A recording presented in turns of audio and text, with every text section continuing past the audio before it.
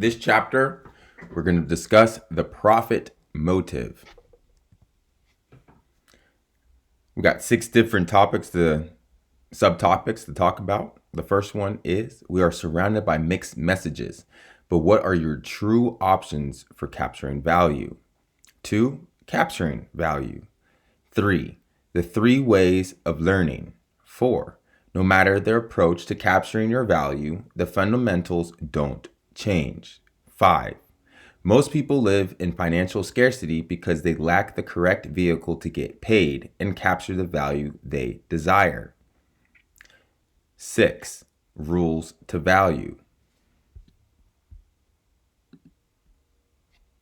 All right, our first one. We're surrounded by mixed messages, but what are your true options for capturing value? In today's world, we live in a specialized world in that we have the doctor, we have a fireman, your home builder, right? You wouldn't call your doctor to build your house, and would you not call your contractor if your house was on fire, right? You'd call the fire person. You'd call them after to come fix it, but you wouldn't call them during, right? So when you're thinking about capturing your true value, you have to think of what can you specialize in? What are you good at, right? What can you capture the greatest amount of value? Now, it doesn't always have to be what you're good at. It doesn't have to be what you like. It has to be what you can do in scale, right? So you might not necessarily like to write, but if you're really good at writing, then you need to specialize in writing. You can do what you want to do later, but first figure out what you can do to capture your true value, the most amount of value that you can get. Now let's move on to capturing value. We learned about specialization, so you got to learn how to specialize in what you can do on scale, right? Don't try to specialize in something that you're kind of fast at, that you can kind of do it naturally. Scale what you can do naturally, get good at that, and then later you can work on different skills, but master what you're already good at, right? So capturing value. You could be the greatest artist in the world, but if no one sees your art, then you have no value. You need to have a system in place to begin capturing your value. All successful people have one major thing in common. They have a vehicle to capture the value they create. The quality, the quality of your life is equal to the value you can capture. If you can't capture any value, then don't expect a high quality life, right? It's almost to say you are being selfish if you do not capture the value in your life. Now let's talk about 3 different type of people who, whether they capture the value, whether they not capture the value. First, we have the homeless person. Second, we have the average person. And third, we have the exceptional person. Now, it's almost obvious. The homeless person is not capturing the value that they could provide in life. So they have a poor quality of life. In terms, they're being selfish because they're denying the world their value, right? Each of us have value, right? It all depends on whether you capture it or not. And you radiate it out to the world, right? The average person, capturing glimpses of their value. They're having the attaboy every now and again. They have an average quality of life. Their fear causes them to be selfish, right? Not allowing their attaboys to compound to being exceptional in whatever it is that they're doing and capturing the most amount of value that they can provide to the world, right? Now, the exceptional person is the person that's radiating all their value to the world. They have no fear, right? Discouragement just doesn't exist in their world, right? They're going to do it regardless, so they do it regardless. They capture all the value of their life. They have the highest quality of life, and they're selfless because they're giving all that they possibly can to the world. Does that make sense? So look at Steve Jobs. Steve Jobs was an exceptional person. Why? He gave everything that he could to the world. Let's look at Tupac Shakur. Died at 25, but look at it took like 10 years after he died for all of his music to come out. Why is he an exceptional person? Because he produced so much that his value radiated to the world. Let's go to Martin Luther King. Same concept. He created so much value that he radiated it. It's not about like being the greatest artist and then never letting anyone know. Like they went through a lot. This is before social media. So they struggled and they pushed, but they were so exceptional at what they did. They radiated their value to the world. They were selfless in giving themselves to the world. They were so selfless, they gave their lives.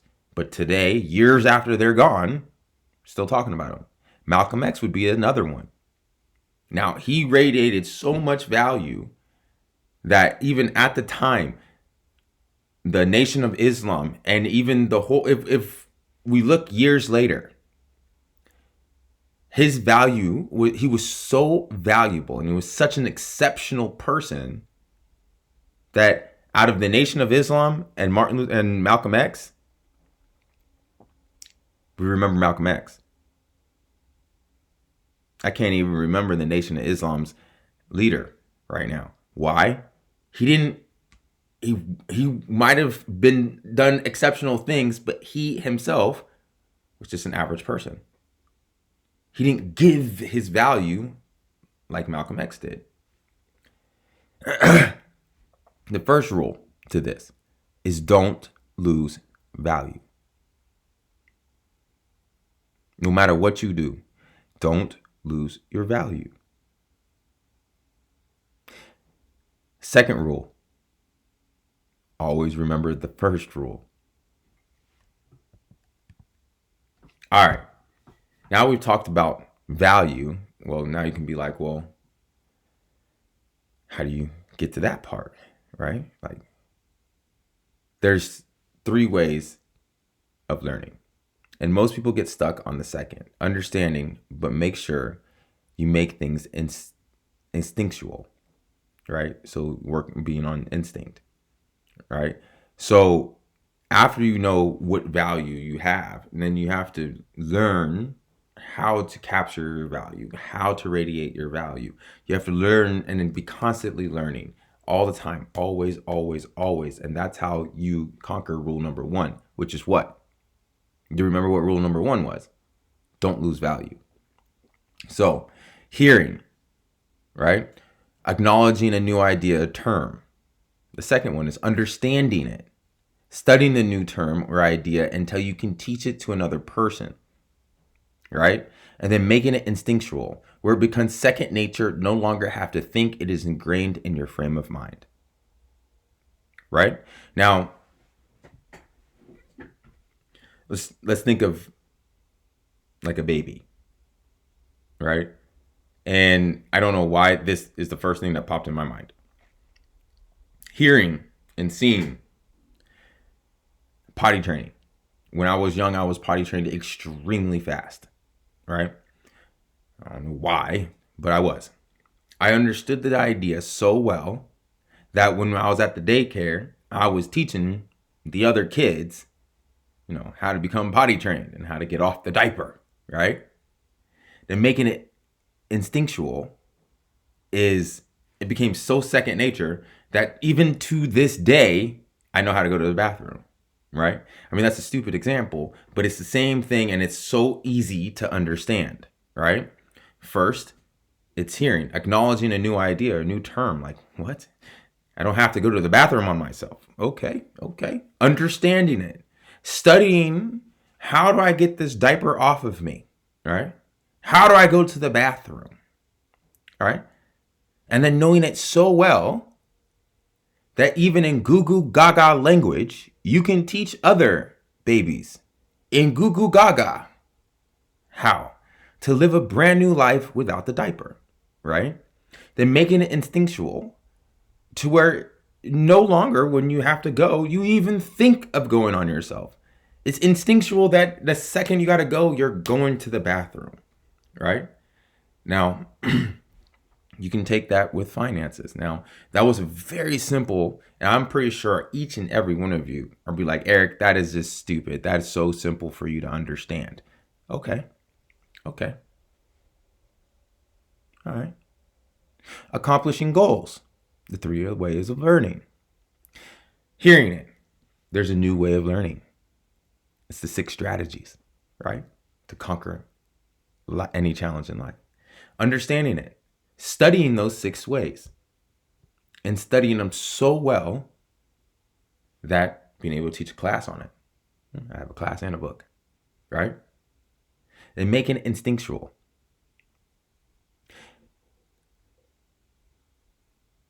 All these goals of what I have to do today are on my board, my to-do board. Instinctual. I have studied how to accomplish goals and be the most efficient that I can be, that I'm able to accomplish things that other people would only think impossible. And the only way I've been able to do that is because first I learned a new way and learned a new term, new idea. The second one, I studied it so much and I implemented it so well into my life that I was able to teach it. And then after I taught it, it became instinctual to where I'm able to accomplish things that no one else would even think possible. But I can do it, no problem. Because I have understood how to break down problems so to the most minute portions and accomplish itty bitty tasks at a rapid pace like a computer. 3 ways of learning. First, you grasp the new concept. Then you have to study that concept so much that you can teach it in your sleep.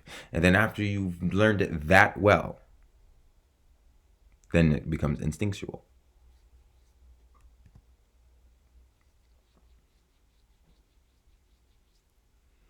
No matter the approach to capturing your value, the fundamentals do not change. Mother Teresa vowed to be impoverished her entire life, but still understood how to capture her value. Over time, she developed the skills to promote her agenda in a non-manipulative way. Now let's talk about that. No matter the approach to capturing your value, the fundamentals don't change. Now, using Mother Teresa, because she was a very valuable person. Still talk about her today. I might think she might have even made it to a sainthood. Very valuable person with no money. Right?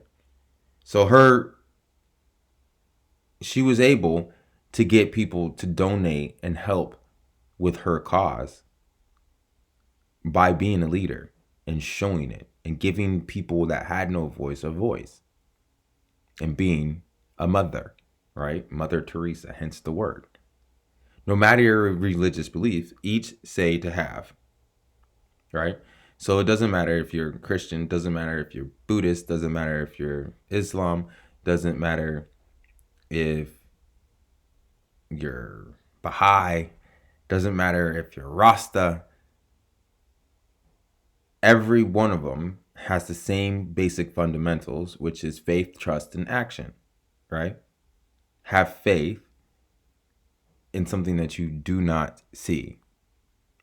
Trust that if you do the right thing will happen, will come. If you put the right in, the right will come back out. And trust that if you put the right action in, the right action will come out. So the fundamentals of that do not change. Fundamentally, if you are lazy, they're going to have a lazy life. Fundamentally, if you get up every day and try to accomplish new goals, then you're going to have a better life. And what is that? Faith.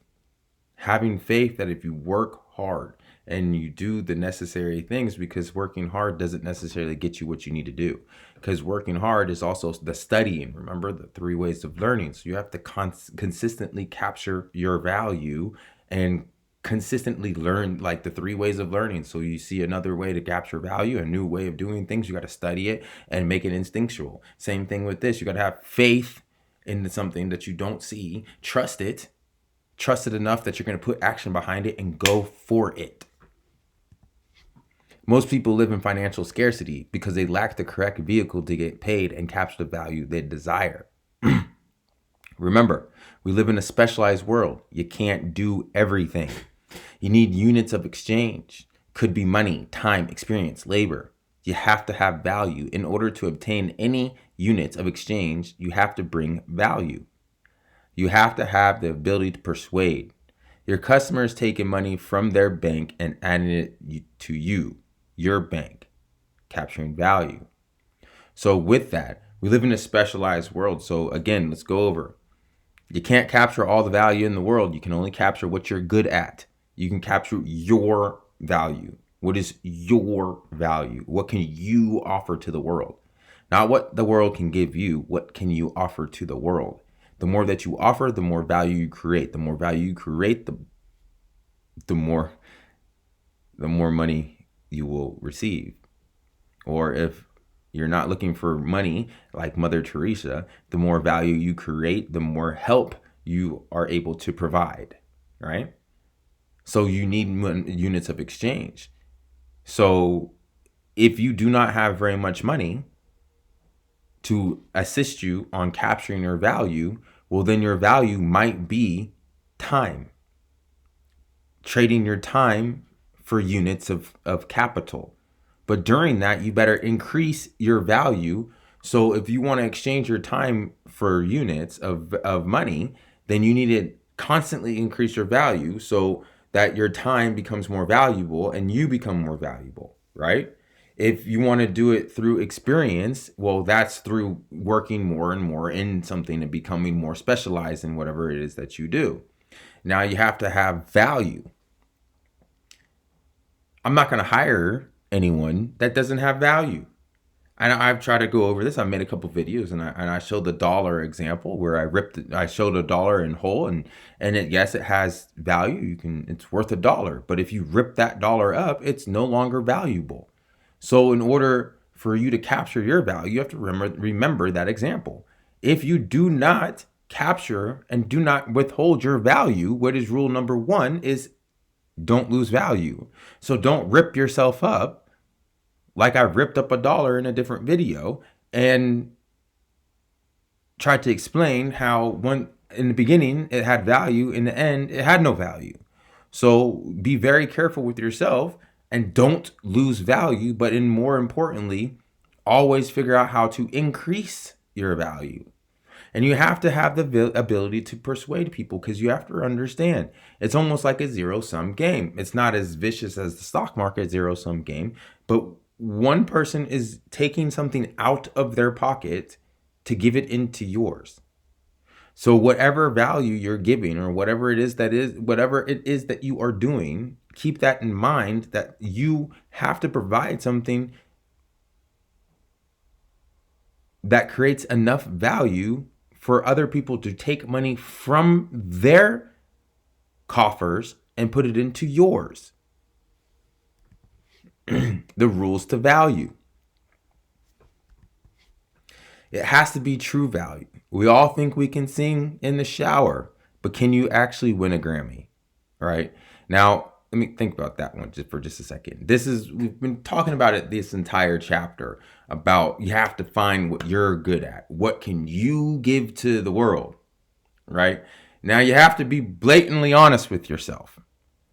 You have to be blatantly honest, because if you're not honest with yourself, you're going to go down the wrong hole and you're going to be trying to provide value to the world, but you're just not able to because nobody wants the value that you're trying to give. It's just not valuable, right? It's just not valuable. No matter how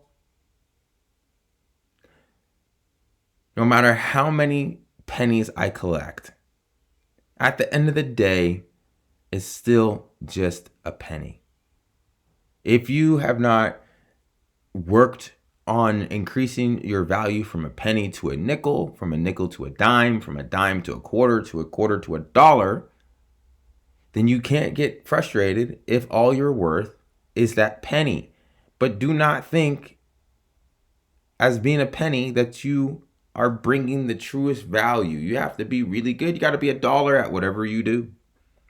The world will consistently test you. Just because you were valuable yesterday does not mean you carry the same value today, right?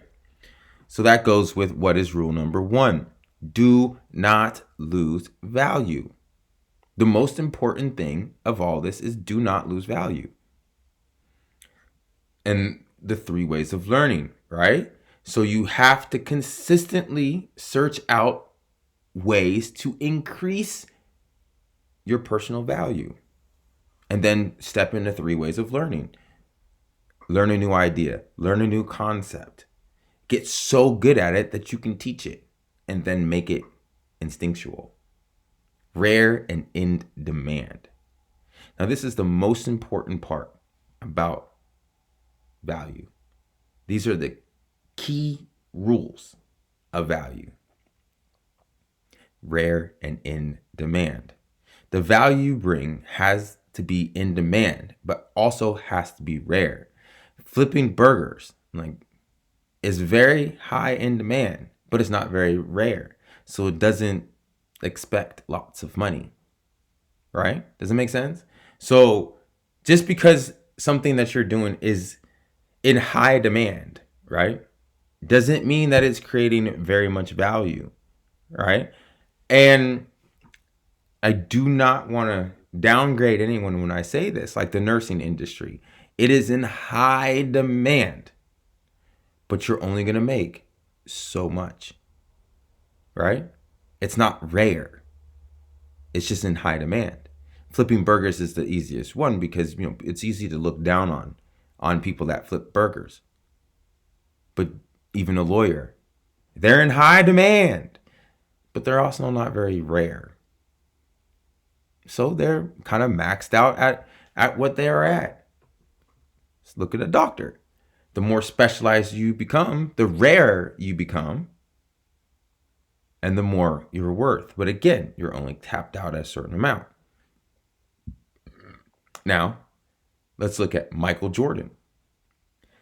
He was very rare in his talents, and there's also a huge demand to watch him.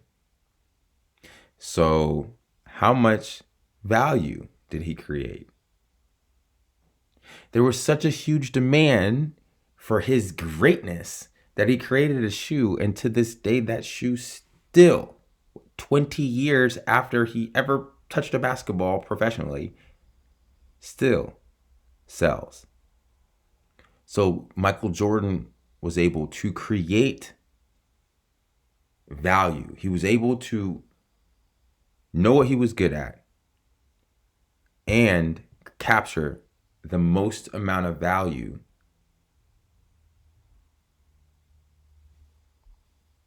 that he was able to. Does that make sense? So he was rare in his talents, and his ability, his talents were so rare that they were extremely in demand. And at the time, he demanded the highest paid contract. Now that's like pennies on the dollar, but then it was a huge amount of money, rare and in demand. All right, on to the next chapter.